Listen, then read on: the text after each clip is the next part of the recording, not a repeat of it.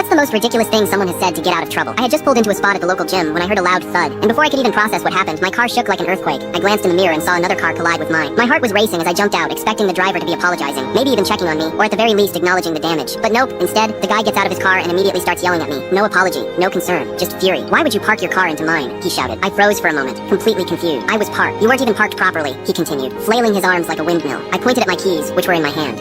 With telekinesis? He snapped. At that point, I honestly thought things couldn't get dumber. But then, he hit me with the most mind-blowing excuse I've ever heard. If you hadn't parked there, I wouldn't have hit you. Oh, my bad. I didn't realize parking in a designated parking spot was a crime. I didn't even feel mad anymore, just amazed at his lack of self-awareness. I told him he'd be paying for the damages, but he flat out refused. I calmly said, alright, I'll just call the cops then. The moment those sirens wailed in the distance, his entire attitude did a 180. He transformed from a furious maniac into the politest, most respectful driver in history. He greeted the officer with a customer service tone. Good afternoon, officer. I take full responsibility for this minor mishap. Oh, so now it's a minor mishap, once an adult's involved. The officer didn't even need to say a word. He just stood there, nodding like, yeah, that's what I thought. The